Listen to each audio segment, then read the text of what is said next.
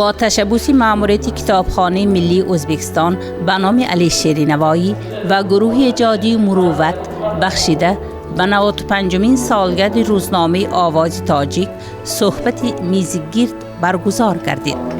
در آن عالمان و دانشمندان، استادان دانشگاه‌ها، کارمندان هیئت‌های دیپلماتی تاجیکستان و ایران، ژورنالیستان، دانشجویان، فرزندان و پیوندان سردبیران و کارمندان سابق این روزنامه شرکت کردند. امروز بسیار جشن فرخنده است. 95 سالگی روزنامه آواز تاجیک یکی از کهنه‌ترین روزنامه‌های نه تنها تاجیکی بلکه عموما روزنامه‌های در آسیای مرکزی به حساب می‌رود. در این مدت این روزنامه محبوب خوانندگان سرشمار نه تنها در قلمرو ازبکستانی برادر بلکه بیرون از آن هم گشته است. با استفاده از این فرصت من همه همزبانان را هواداران این روزنامه را با این جشن سعید صمیمانه تبریک و تهنیت گفته و اهل قلم و همه دوستداران کلامی تاجیکی بردباری‌ها موفقیت‌ها خواندم. آرزویان را دارم که این روزنامه سالهای بسیار برای دوستی بین مردمان تاجیکستان و ازبکستان برای تربیت نسل نو است در روحیه اون ارزش‌هایی که نیاگان ما وصیت کردند تمامیت دارد.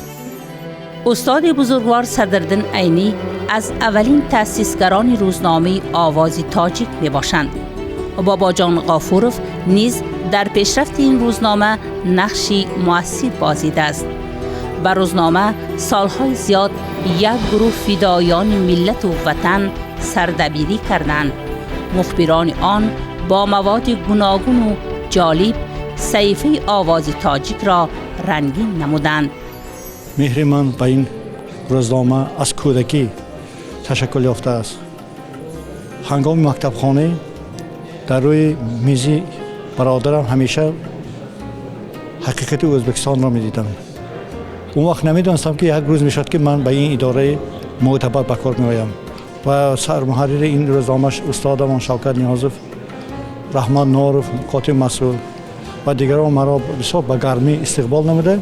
به من گفتن که اگر خواهید همکاری کنید و یکمین مقاله من سال 1982 اپریل در صحیفه این روزنامه چاپ شده بود.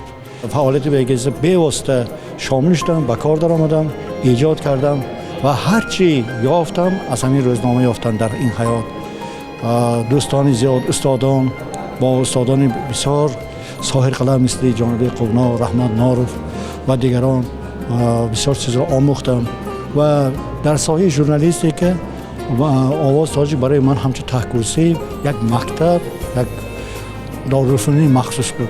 از بس که خودم کسبم مورخی است، تاریخ شناسی است، با صحیفه‌های روزنامه آواز تاجیک شناس نوشته از ارشیو همین کتابخانه ملی شماره‌های سالهای 20 آواز تاجیک را ورق زدم و همونجا دیدم که این گزیت چقدر عنعنه‌های نیک داشته است.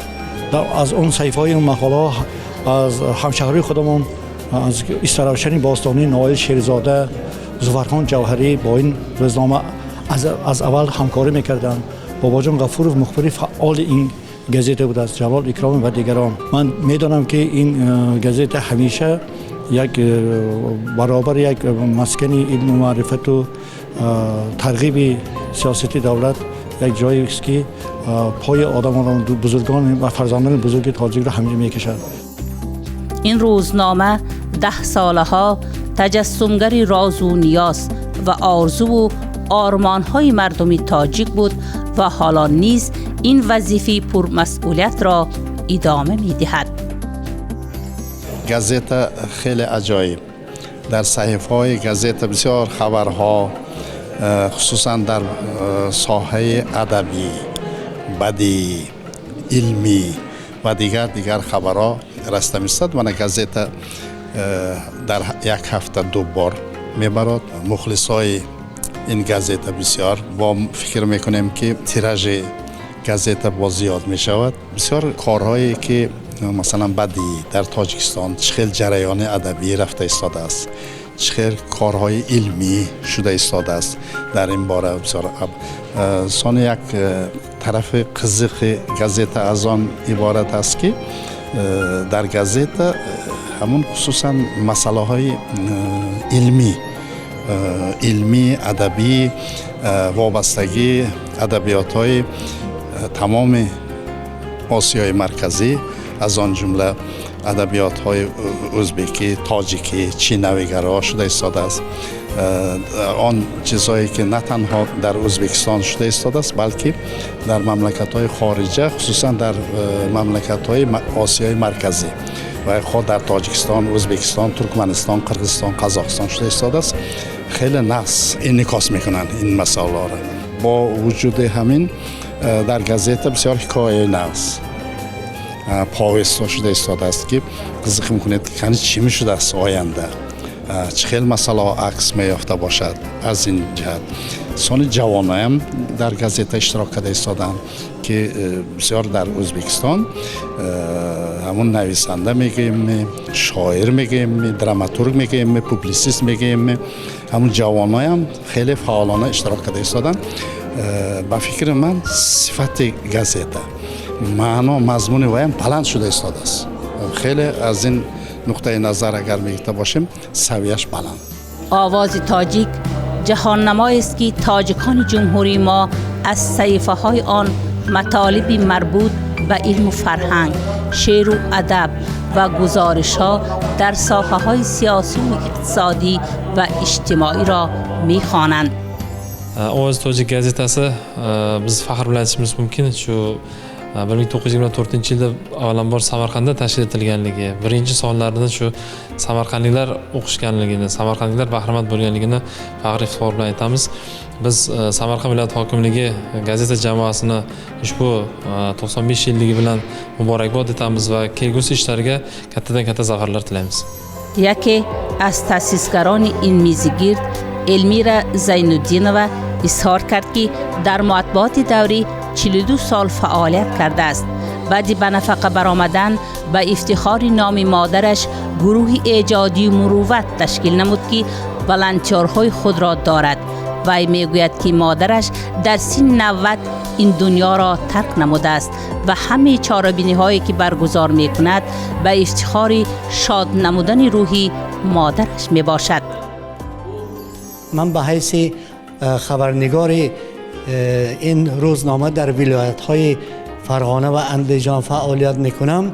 راستی که در این سالهای آخر نفوذ روزنامه خیلی زیاد شده ایستاده است، خیلی وسیع شده ایستاده است، اما من فکر میکنم که از این هم باید نفوذ روزنامه را بالاتر برداشت.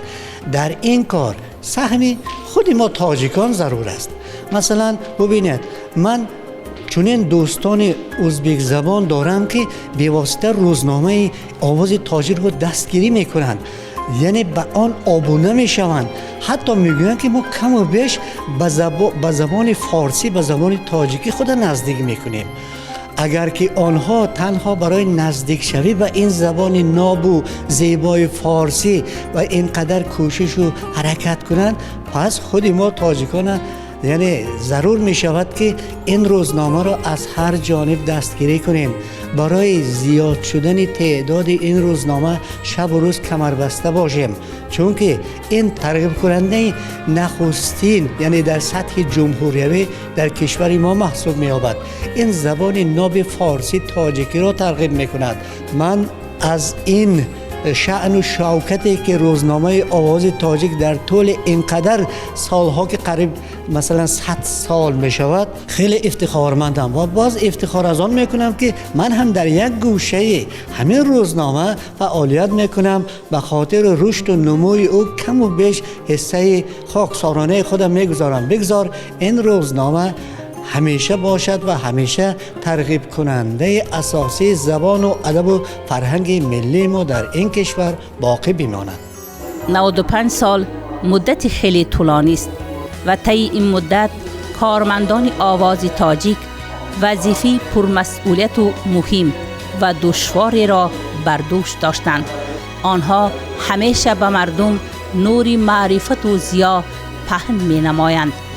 این روزنامه غیر از آنکه ترغیبگر زبان فارسی تاجیکی می باشد، همزمان وصلگری همه قوم‌های فارسیگوی منطقه نیز هست. سعی باید کرد که آن 100 سالهای دیگر انتشار یابد و در ترغیب زبان و فرهنگ ماندگار خدمت کند. به چاره‌بینی هنرپیشی شایسته ازبکستان حریت اسرائیل و با سرودهایش روحی ادانه بخشید.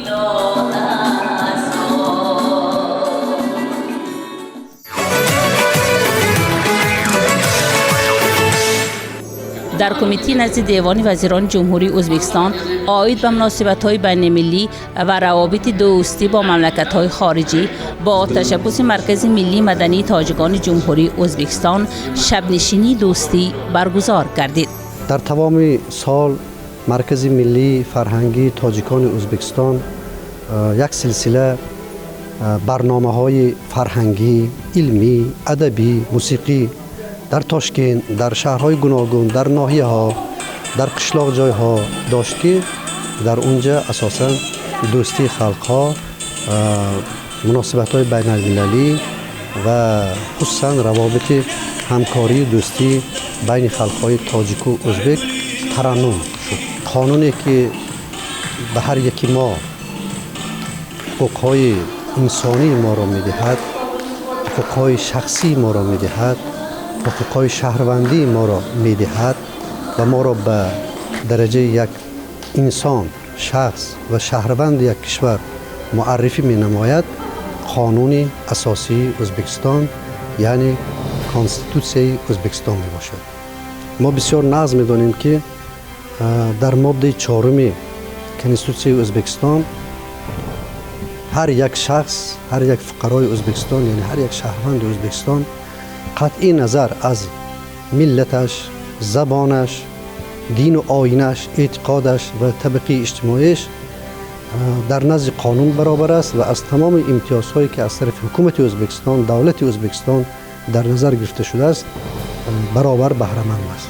و بر اساس همین قانون تاجیکان ازبکستان نیز از تمام امتیازها، امکانیت‌ها، شرایط‌هایی که از طرف حکومت ازبکستان برای تمام شهروندان ازبکستان مقرر گردیده است بهره بر هستند، استفاده می‌برند و همچنان در نزد قانون نیز برابر جوابگرم هستند.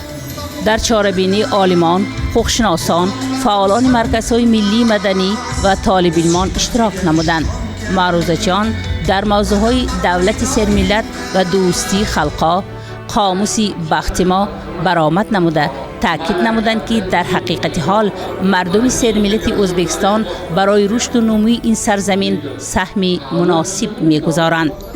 ما سرود گفتیم، بعد تاجیکی گفتیم، ازبکی گفتیم.